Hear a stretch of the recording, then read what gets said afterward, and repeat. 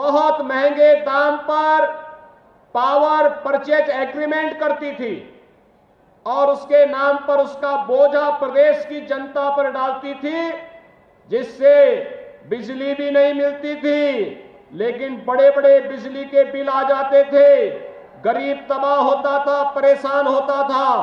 आज भाइयों बहनों, सरकार ने बिजली 24 घंटे देने की जो कार्रवाई प्रारंभ की है, उसमें आपका हरदुआगंज का जो थर्मल पावर का स्टेशन स्थापित हुआ है, एक बड़ी भूमिका का निर्वहन करेगा।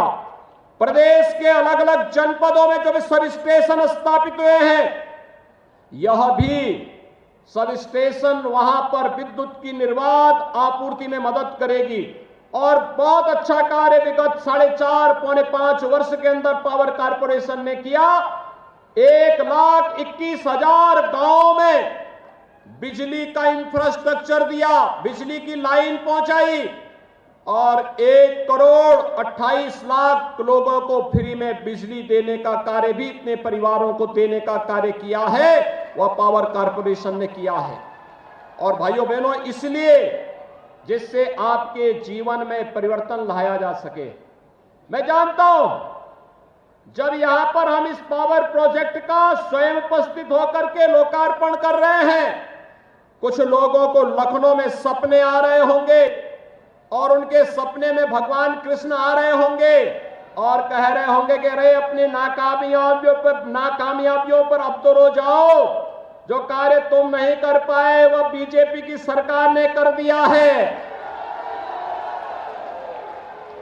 भगवान कृष्ण आज उनको कोस रहे होंगे और इसलिए कोस रहे होंगे क्योंकि भगवान कृष्ण ने उनको यह भी जरूर कहा होगा कि जब तुम्हें सत्ता मिली थी तब मथुरा, वृंदावन, बरसाना, गोकुल, बलदेव के लिए कुछ नहीं कर पाए, लेकिन वहां पर कंस को पैदा करके जवाहर बाग की घटना जरूर करवा दिए थे। यानी ये हरकतें थी पिछली सरकार की। वहां पर कृष्ण से मतलब नहीं, उनको भगवान कृष्ण से मतलब नहीं था, वे तो कंस के उपासक थे और कंस को ही पैदा भी करते थे। और तब वही कंस जब पैदा होते थे तो जवाहर बाग की घटना भी घटित होती थी, जिसमें एसपी सिटी मुकुल द्विवेदी भी शहीद हुए थे। भाइयों बहनों, आज मैं आप सबसे कहने के लिए आया हूं, 2012 से 17 के बीच पहला दंगा कहीं हुआ था, उसी मथुरा की धरती में कोसी कला से प्रारंभ हुआ था।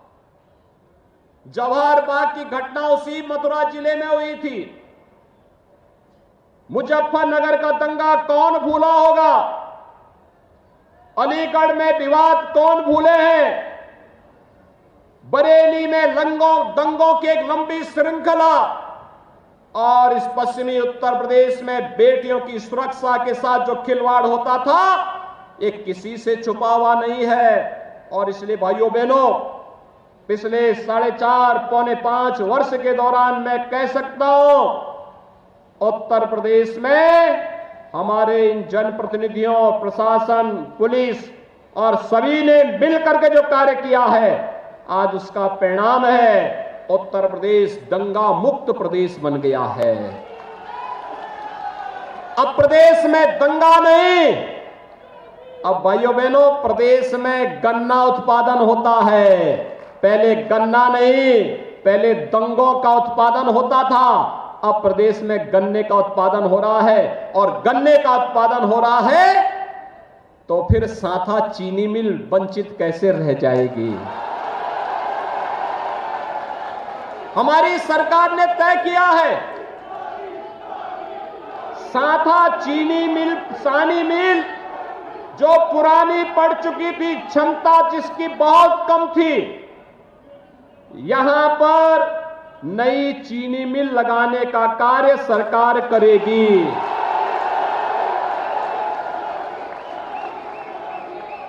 भाइयों बहनों, पिछले पौने 5 वर्ष के दौरान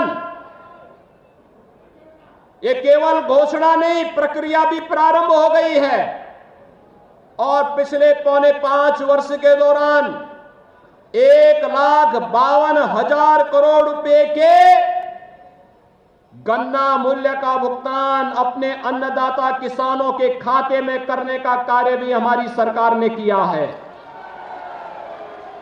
पहले किसानों को पैसा नहीं मिलता था, चीनी मिलें बेची जाती थी, औने पौने दाम पर चीनी मिलें बेची जाती थी, दलालों को उसमें हावी करवा दिया जाता था, अराजकता का तांडव होता था। और भाइयों बहनों, विकास के जो बड़े बड़े प्रोजेक्ट हैं, कहीं पे हरदुआगंज का पावर प्लांट, कहीं सब स्टेशन, कहीं स्मार्ट सिटी में आईटीएमएस की परियोजना का उद्घाटन, कहीं पे फायर स्टेशन, कहीं पे स्कूल का निर्माण, कहीं चिकित्सालय का निर्माण, कहीं सड़क का निर्माण, ये जितने कार्य हो रहे हैं, ये पैसा जो आपके माध्यम से टैक्स से सरकार को प्राप्त होता है, यही पैसा हम लोग विकास के कार्य में खर्च करते हैं। पहले यही पैसा कहां जाता था? आज आप जो सरकार जेसीबी लगा करके उस पैसे को दीवालों से निकाल करके बाहर कर रही है समाजवादी पार्टी के नेताओं के, ये पैसा पहले वहीं चला जाता था। भाइयों बहनों, पिछली सरकार की कोई विकास की सोच नहीं थी, पिछली सरकार की विकास की कोई सोच नहीं थी। उनकी सोच केवल परिवारवाद और वंशवाद तक थी। अपने परिवार के बारे में सोचते थे, अपने वंश के बारे में सोचते थे, पैसा लूटते थे और लूट का पैसा फिर ऐसे ही दीवार चिन चिन करके बना करके जमा करके रखते थे और फिर वक्त आने पर उनको प्रदेश में दंगों को कराने में, भड़काने में, गरीबों की संपत्ति को लूटने में उस पैसे का ये लोग दुरुपयोग करते थे। ये तो सब जानते हैं। आज सरकारी संपत्ति पर, गरीब की संपत्ति पर, किसी शरीफ और ईमानदार व्यक्ति की संपत्ति पर, किसी व्यापारी की संपत्ति पर कोई कब्जा नहीं कर सकता, कोई नहीं कब्जा कर सकता, क्योंकि जो कब्जा करेगा पीछे से राज्य सरकार का बुलडोजर भी तैयार बैठा रहता है। उन्हें मालूम है कि अगर गलत करेंगे तो राज्य सरकार ऊपर से बुलडोजर चलाने का कार्य करेगी और बुलडोजर चलने में किसको सबसे ज्यादा परेशानी होती है? या तो दिल्ली में बैठ करके इटली की चिंता करने वाले भाई बहन को, या फिर सेफई में बैठ करके बबुआ को चिंता होती है बुलडोजर क्यों चल रहा है। और कभी कभी बुआ को भी परेशानी होने लगती है कि आखिर ये बुलडोजर इन माफियाओं पर क्यों चल रहा है। उनकी चिंता गरीब को मकान मिले, गरीब को बिजली मिले, गरीब को शौचालय मिले, नौजवानों को मोबाइल और स्मार्टफोन मिले, ये नहीं। उनकी चिंता तो माफिया और अपराधी है। उनकी चिंता माफिया और अपराधी है।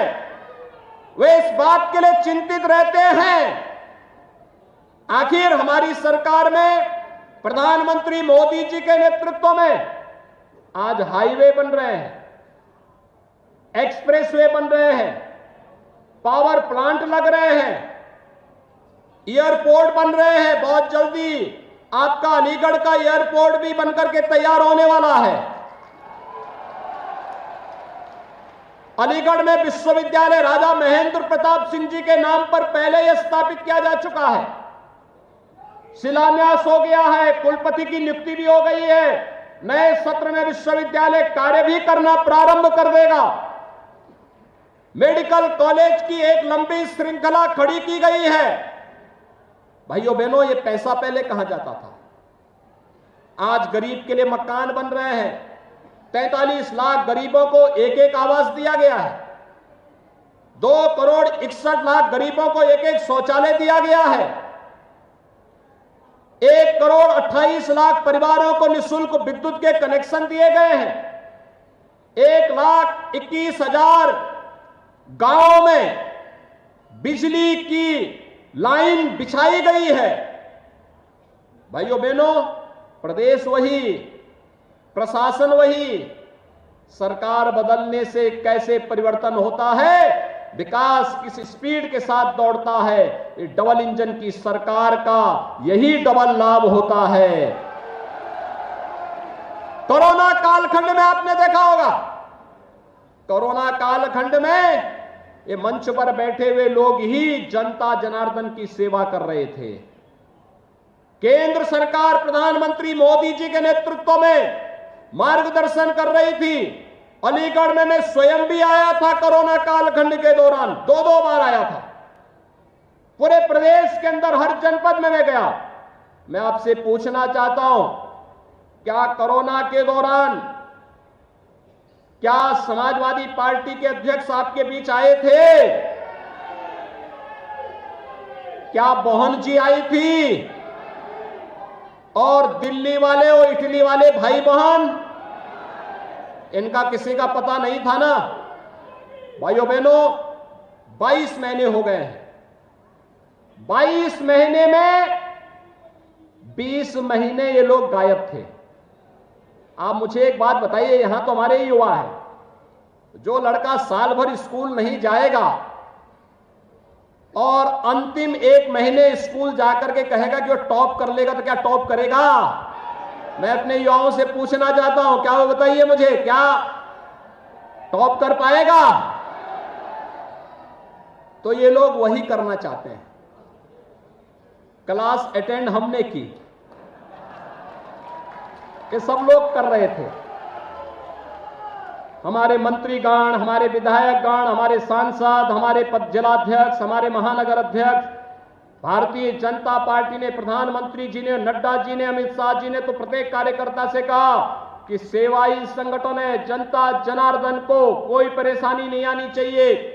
फ्री में टेस्ट, फ्री में उपचार, फ्री में अन्न योजना का लाभ, और भाइयों बहनों फ्री में वैक्सीन और सबको वैक्सीन। अगर कांग्रेस की सत्ता होती, सपा बसपा की सत्ता होती, एक गरीबों का अन्न भी खा जाते और वैक्सीन का पैसा भी निकल करके लोग भाग गए होते कहीं और जगह। आपने देखा होगा, जैसे अफगानिस्तान के अंदर अफगानिस्तान का राष्ट्रपति भाग गया था ना, ऐसे ये लोग कर देते।